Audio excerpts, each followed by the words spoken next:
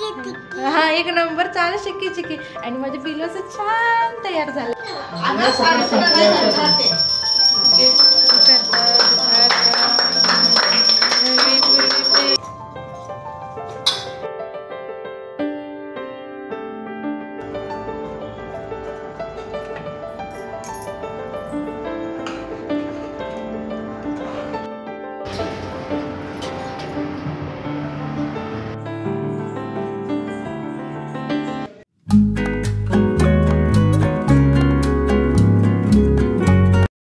Hi hello नमस्कार मंडळी, मी कीर्ती. मी माझ्या कीर्ती कोल या चॅनलवरती तुमच्या सगळ्यांचं खूप सारं स्वागत करते. तर आज आहे गणेश चतुर्थी. तर तुम्हाला सगळ्यांना गणेश चतुर्थीच्या खूप साऱ्या शुभेच्छा. हा एक नंबर चाल चिक्की चिक्की आणि माझे पिल्लू असं छान तयार झाले. तू कसा दिसालास? खूप छान क्यूट दिसालास. तर साहेबांना सुट्टी नसल्यामुळे आम्ही आताच्या वेळी गणपतीला गेलो नाही. तर सगळ्यांना खूप मिस करायला आहे आणि शेजारी वगैरे गणपती आहेत, सोसायटीमध्ये गणपती आहेच. तर तिथं सगळं म्हणजे सेलिब्रेशन जे काय आहे ते करायचं आहे आणि मी तुम्हाला तेच पुढे दाखवेन. काय काय एक नंबर. आणि हे म्हणजे पिल्लू आज लय क्यूट दिसायला आहे. त्याला असं कुर्ता वगैरे घातल्यावर म्हणजे त्याला म्हणजे त्रास होतो ना, टोचतं वगैरे, म्हणून मी नाही घातलेला. तर टी शर्ट जीन्स घातले, पण खूप छान दिसायला माझं पिल्लू, गोड गोड एकदम. आणि मी पण नाही का असं ते म्हटलं घरी अशी सिंपल साडी नेसू, तर छानशी साडी नेसली.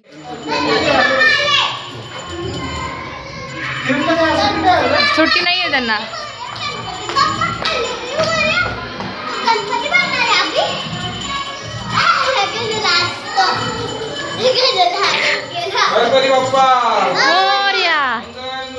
अभि कुठे आहे? अभि, अरे गणपती बाप्पा मोरया म्हणूया की.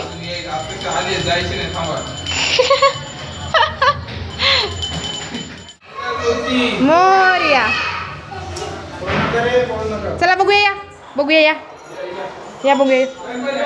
मोरया मोरया. अभि अभि बाळा इकडे या. ये रे इकडे की बघूया. ये इकडं. नक्की झोपणार? हा नक्की झोपणार? हा मग काय करणार? हा काय करणार मग?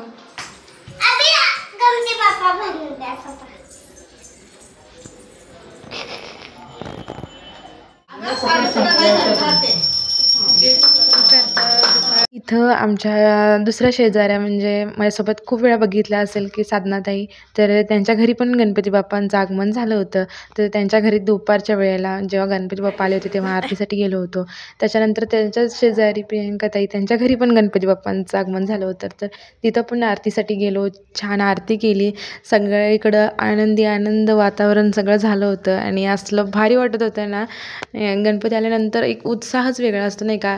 घरात कोणतर नवीन पाहुणा आला आणि तो पाहुणा सगळ्यांच्या आवडीचा आहे. तसं तर पाहुणे कोणाला जास्त तर आवडत नाहीत, पण हा जो पाहुणा आहे तो सगळ्यांना खूप म्हणजे खूप आवडतो. आणि येताना सोबत जो काय आनंदाचं वातावरण घेऊन येतो ना, खरंच खूप मस्त वाटतं. मला तर गणपती म्हणजे माझा सगळ्यात आवडता सण आहे. गणपती बाप्पा मोरया.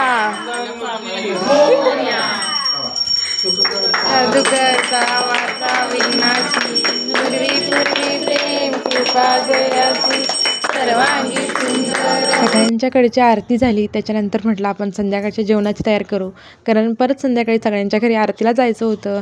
परत खाली सोसायटीमध्ये पण आरतीला जायचं होतं. तर मला पटकन स्वयंपाक करून घ्यायचा होता. आणि इथं अभि पण झोपला होता, कारण त्याच्या आधी त्याने एवढा गोंधळ घातला होता ना की मी साडी नेसलेली त्याला अजिबात आवडत नाही. आणि त्याचं हेच चालू होतं की मम्मा साली नको, साली सोला, साली नको, ड्रेस घाला, हेच चालू होतं. तर मग मी चेंज केलं आणि स्वयंपाक करायला घेतला. तर पुरणपोळीचा स्वयंपाक असतो ॲक्च्युली आम्ही गावाकडं गणपतीच्या दिवशी. पण आज साहेब म्हटले की रक्षाबंधनला तू पुरणपोळी केली होती आणि आता पुरणपोळीचा स्वयंपाक काही करत बसू नको, कारण अभिला घेऊन करणं ते खूप अवघड काम आहे, कारण तो करू देत नाही. म्हणून साहेब म्हटले की काहीतरी साधं जेवण कर, एवढं काही वेगळं करत बसू नको. पण मला काही शांत बसवत नाही. मग म्हटलं काहीतरी वेगळं बनवायचं. त्यासाठी पुरी भाजीचा बेत केला. आधी छान पुऱ्यांसाठी पीठ मळून ठेवलं होतं. मला वाटतं जवळजवळ 3-3:30ला पीठ मळलं होतं मी, म्हणजे आधीच 2 तास, जेणेकरून आपल्या पुऱ्या छान फुगतील वगैरे नाही का. आणि नंतर मला पनीरची भाजी करायची होती. साधी सिंपल पनीरची भाजी, म्हणजे फक्त आणि फक्त पनीरची भाजी.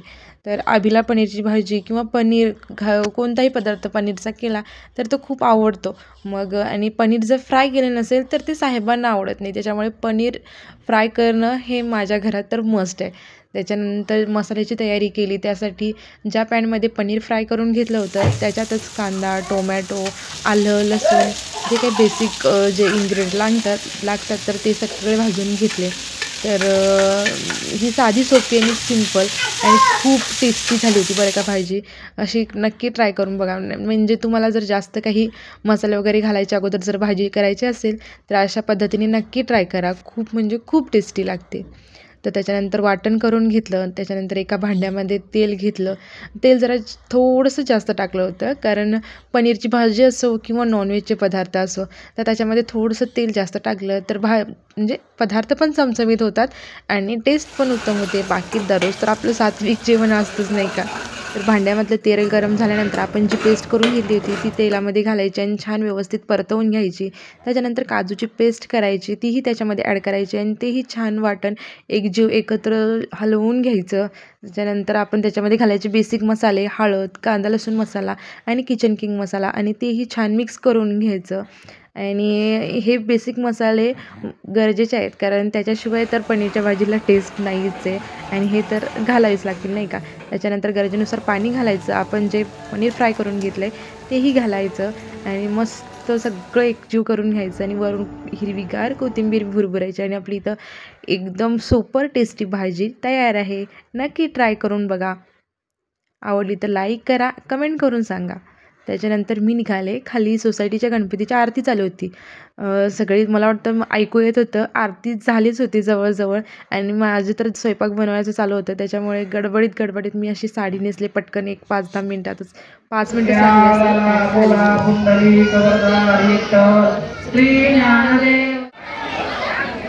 तुझा फोटोच काढायचा राहिला सकाळी. सोसायटीतल्या गणपती बाप्पांचं दर्शन घेतलं आणि पुढे जाऊन होता अविकाचा बड्डे आमच्या शेजारीच, तर तिथं जायचं होतं.